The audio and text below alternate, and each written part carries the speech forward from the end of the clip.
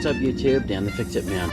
Got another quick video here for you. I'm going to show you how to change your front brake pads, and we're also going to change our front brake rotors this time on a 2015 Honda Odyssey. Now the first thing I like to do is push these caliper pistons back in by prying a screwdriver in here and pulling towards you, which pushes these caliper pistons back inside the body of the caliper. That pushes the hydraulic fluid backwards up this line into your master cylinder. But we need to go take a look at the master cylinder and make sure that it's not going to overflow when we do this. So let's pop the hood and go take a look. Okay, so here's our brake master cylinder reservoir here, this top part. This is where the brake fluid goes. This is where you add brake fluid. And we just need to make sure that that's low enough so that when I push the fluid backwards, it's not going to overflow and spill out the top of this cap. In this case, it is low enough. It's not been topped off as these brakes have worn down. You can see it's actually below the little seam here. And so we've got enough room to push that caliper piston back in. You don't necessarily need to take off the lid. Brake fluid absorbs moisture, and so it's a good idea to not take the lid off because you would introduce new air which has more moisture in it, and the brake fluid will absorb even just the moisture in the air, and that's not good for the brake fluid. Any of the air that's in here will still be able to easily escape out the lid without causing any excess pressure or anything like that while trying to push these in. So that's the way I do it now. I used to take this off all the time, but if this is too high, you can take the lid off and suck some of it out with a little turkey baster or a syringe or a rolled up paper towel just to wick some of that old fluid out. But we've got plenty of room, so let's go push those caliper pistons back in. You know, another method is you can take off this bleeder cap here, this rubber cap, and put a little hose on there and just crack that open just a little bit so that when you push the caliper pistons back in, the old fluid will come out here rather than go in through the reservoir. And that's a good way to cycle through your brake fluid and change it, especially if it's dirty. In this case, we're not going to open that. We're just going to push them back in and leave the fluid alone. That way we also don't have to bleed the brakes because we're not opening up the system or allowing any air to possibly enter in. So again, just a flathead screwdriver or a small pry bar is all it really takes. You just put it in here, and what you're wedging against is either the rotor or the back side of the brake pad, and then wedging that up against the body of the caliper. And you can choose either of these two slots. I just usually alternate between them. Pull that with steady, even pressure towards you. I'm just going to do two at the same time. Just give some steady pressure there.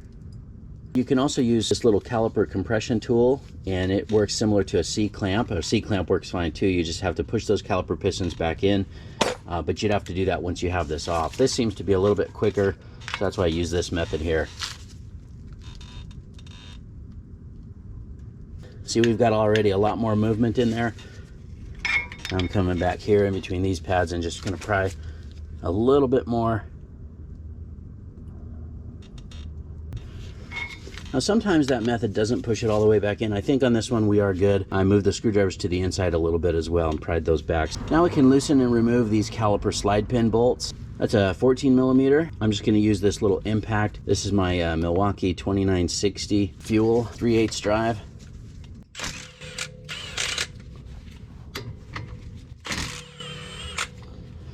Now if you're using a regular socket wrench or just a regular wrench, these slide pins right here might spin, and so you may need to grab an open-end wrench, 19 millimeter, and put it on there just to hold it steady. Then we can take off the caliper, and our brake pads just blew out because of these springs. So these little hooks come in handy. I just like to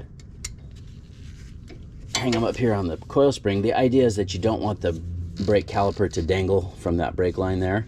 And these springs are doing their job. They're pushing outward on the brake pads. And you can see as soon as I took the caliper off, this inner pad just pushed right off.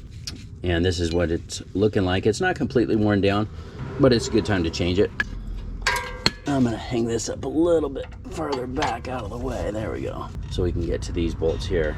All right, now before we can take off the brake rotor, we need to take off this caliper bracket here, this entire bracket. And there's just two bolts back here that hold it on, and those are held in place by a 19 millimeter. So I'm going to see if I can take those off with these. They're pretty tight. I don't know if this impact will do it. If not, I'll use the big one.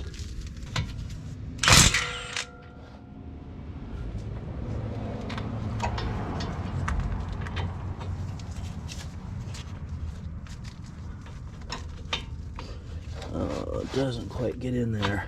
This bolt is kind of in the way from the strut. I'm just using a little extension just to get around this little bolt here. We'll see if that works.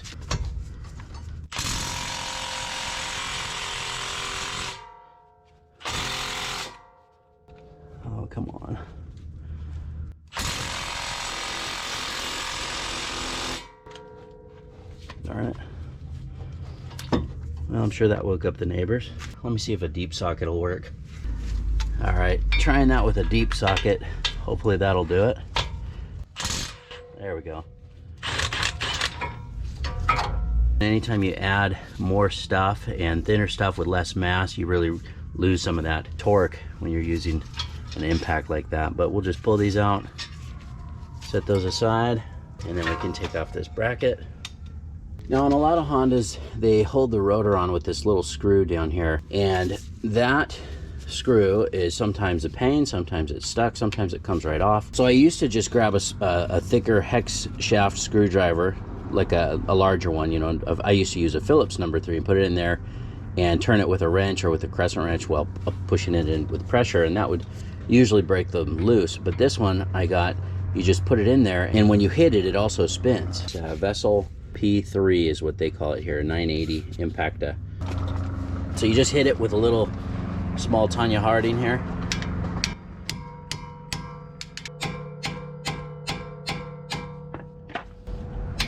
There it goes. You can feel it when you're hitting it with the sledgehammer. Each time it actually is turning as well. But I'll tell you, these are notorious for stripping out. So before doing it, you can see it's got a lot of oxidation on that screw. Sometimes they put them in with a little bit of Loctite. It's a good idea to pick up something like this. You might even want to buy some replacement screws. I'll put a link to those in the description as well, because a lot of times these will strip out and you'll end up having to drill it out. There's even some debate on whether or not that screw is necessary to put back in. I don't know if it's necessary. I usually just put it back in, but a lot of people say, oh, you don't even need it. The lug nuts hold the rotor on. That's just for manufacturing. I honestly don't know. I just put them back on and it's been fine. Now the rotor's still stuck on here, and we've got these 2 threaded holes right here. We can use some bolts and put them in there and turn them in, and they would press off the hub. But sometimes you can just hit the rotor with the rotor remover 9000 here. Just tap it on the top, or sometimes a couple times on the hub, and it'll pop right off. But let's give it a little tap. There.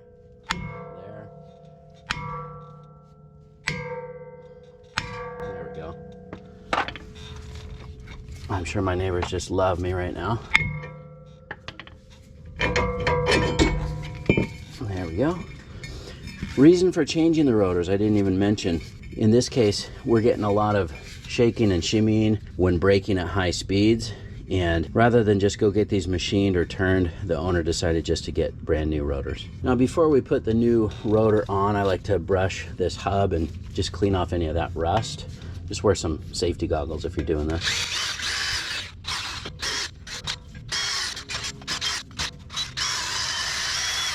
There's really not a lot of rust here, but just want a clean surface so you can get that rotor to sit flush up against this hub. Now the new rotor, the way that they pack them or ship them, they've got some sort of an oil or film on them, and it's important that you wipe that off or clean that off. I'm just using some of this brake cleaner from O'Reilly.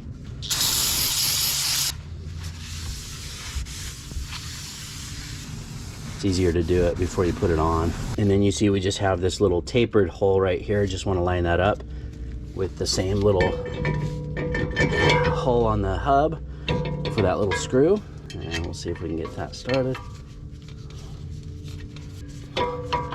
Just make sure that the rotor is fully seated on the hub, and then I just make this screw as tight as I can here. I think there is a torque spec on that. I think it's probably around 25 foot-pounds, but I just go as tight as I can with this without stripping it out.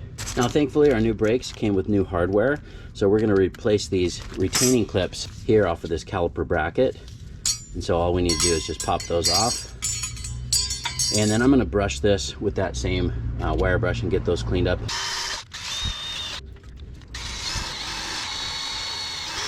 You just want to get that clean so that these clips will sit in there. Now these are slightly different. You can see the design is slightly different here. I'm still going to try to use them. If they don't work, then I'll end up cleaning these up and using those. But it looks like they've just got these extra little curves right here that will hold the pads. And I've seen some like this, but it's not the same as the ones that were on it. But we'll just have to see if that works. See if it doesn't give us any trouble. Just press the new ones in place. The center part always is a little bit of a challenge to press that in, and you need to make sure that it's flat up against the little caliper bracket, because if it's not all the way pushed down, it can scratch on the edge of the rotor. You just got to push that down a little bit more. I think these might work. We'll put it on and check that out. So get these started.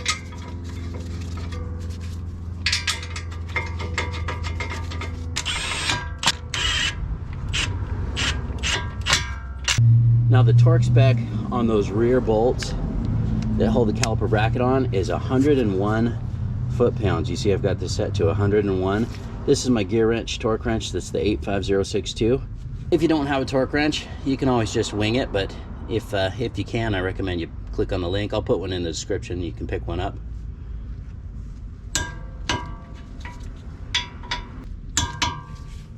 All right, now we're gonna pull out these slide pins and we'll clean and re-grease them. Sometimes I'll put them back in once or twice. Try to pull out some more of that old grease.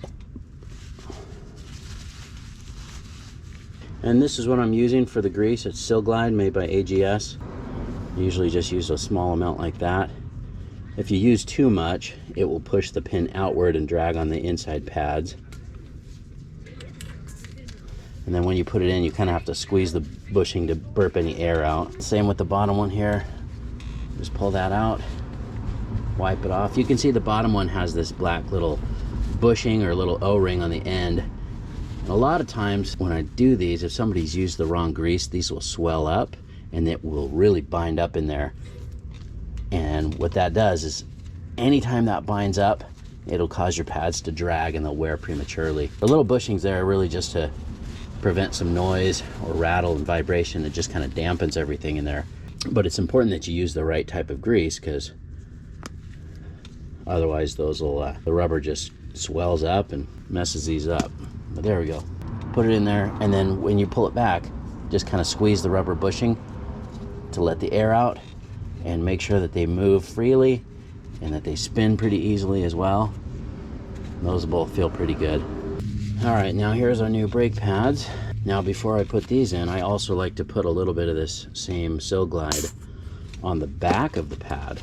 What that does is it really helps to dampen some of the vibrations, and a little bit at the ends, because it does need to be able to slide in here as well. Most diagrams will show you where to put this grease, and they always say put it on any of the metal parts of the brake pad that make contact with the metal parts of the caliper bracket.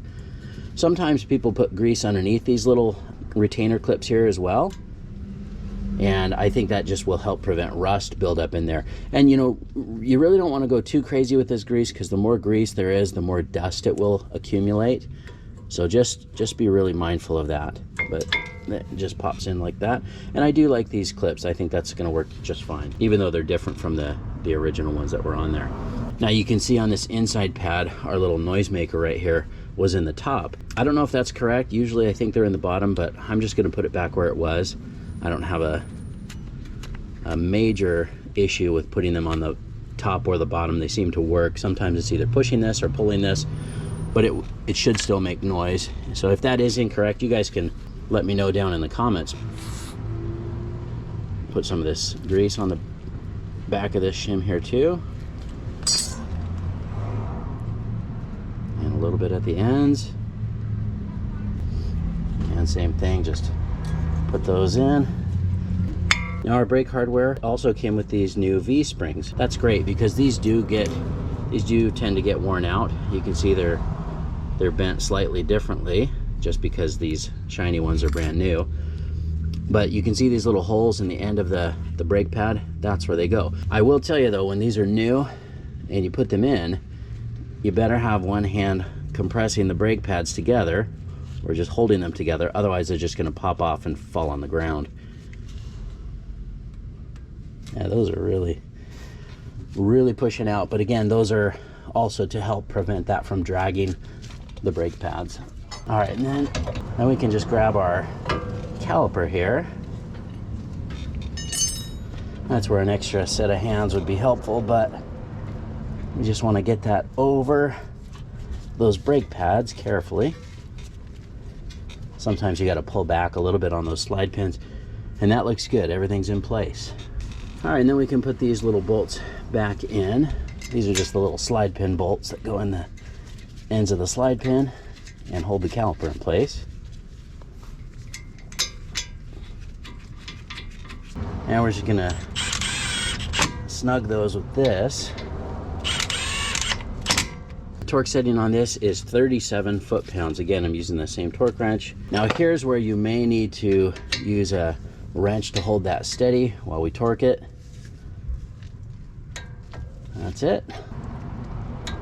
And you're done. It's important that you step on the brake pedal a few times, which will push the caliper pistons back out, pressing those pads up against the rotor where they need to be. When you do that, make sure you don't press the pedal all the way to the floor. That can damage the seals in the master cylinder. You just want to press it about halfway down a few times until it feels firm, and you should be good to go. Just double check the level of brake fluid in your master cylinder as well. Hope you liked the video. Please give it a thumbs up and subscribe if you don't mind. That does help me out. I'll get a link in the description to some of the parts and tools used in the video as well. Thanks so much for watching, and good luck.